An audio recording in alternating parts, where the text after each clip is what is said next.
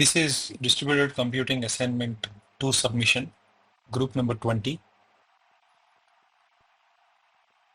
The whole solution has been deployed on private cloud, which is OpenStack.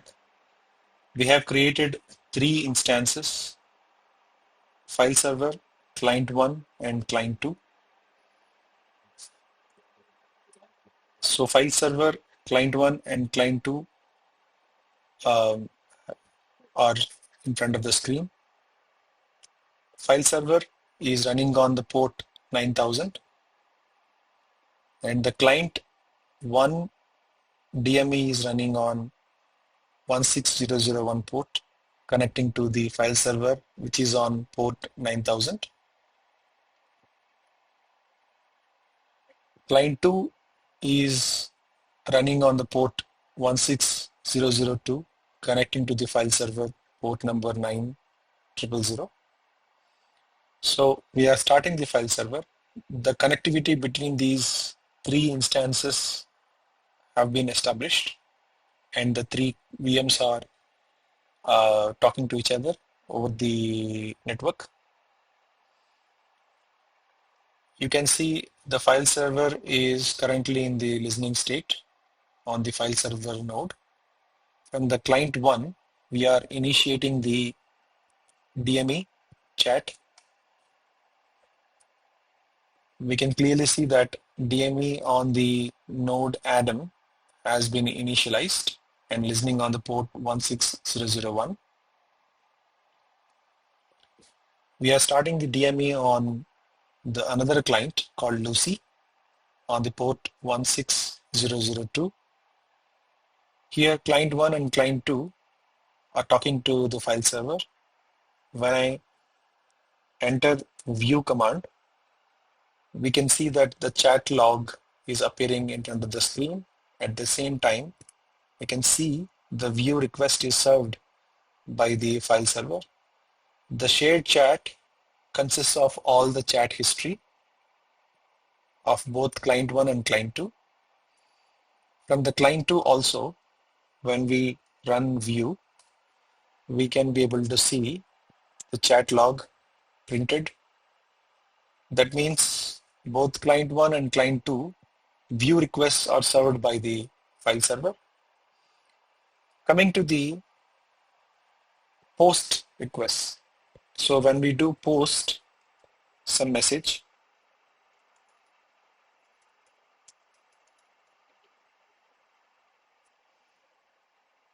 a post request from Adam sent to Lucy, and the same is received at the Lucy's end, and the same message is appended at the file server.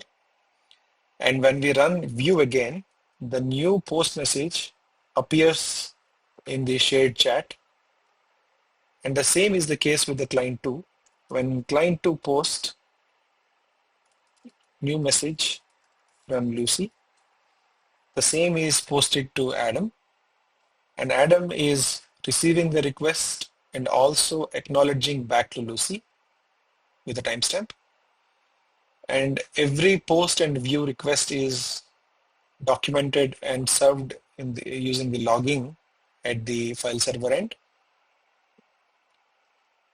And the new view request, either from Lucy's node or from the Adam's node, is clearly documented here. You can see that new message from Lucy is again appearing in the view message. And also we can see the DME logging is enabled and the critical section is entering.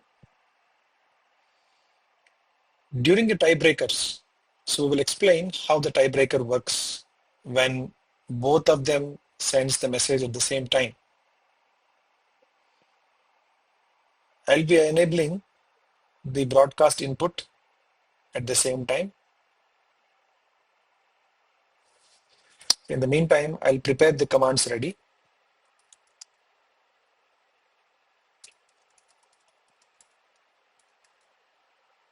And I'm posting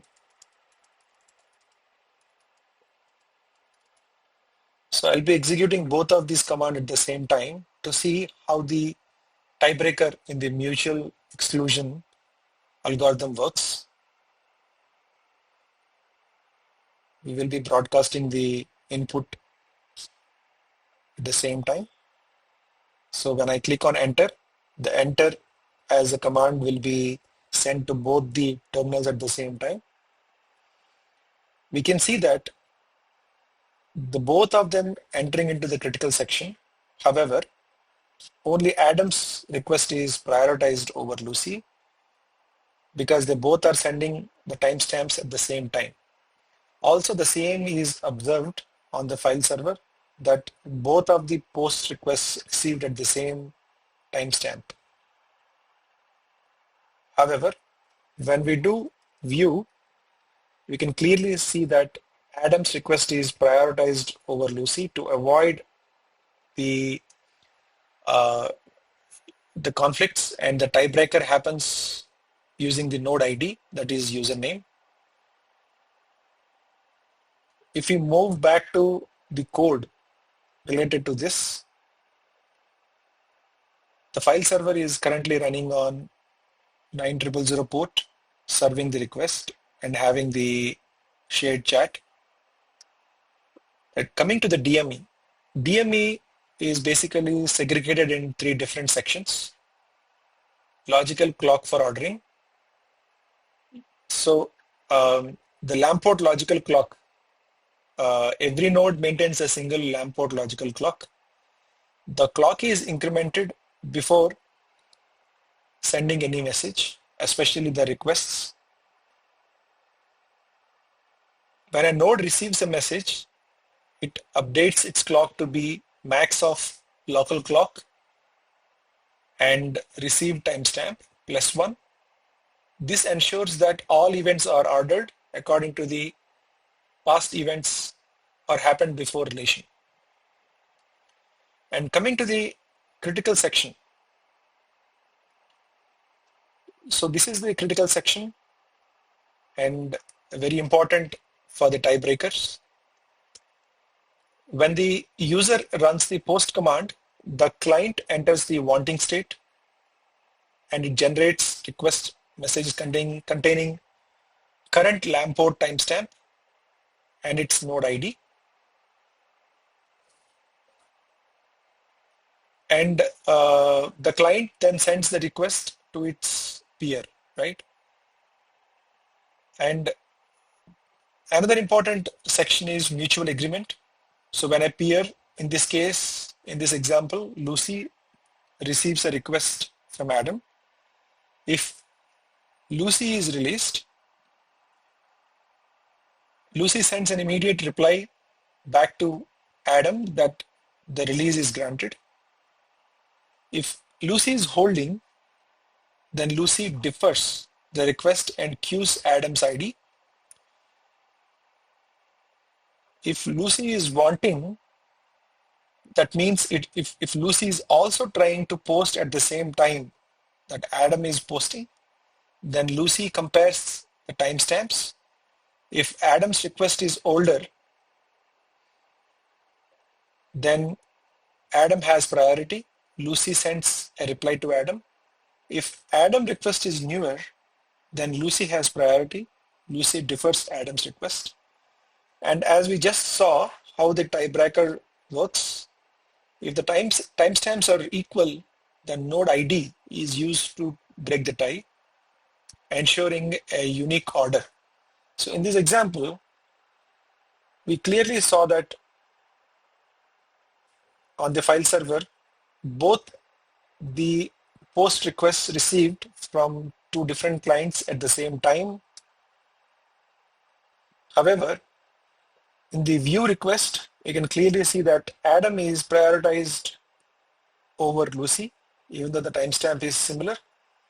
That's how the tiebreaker works in this case to maintain the order. And that's the end of the assignment. Thank you.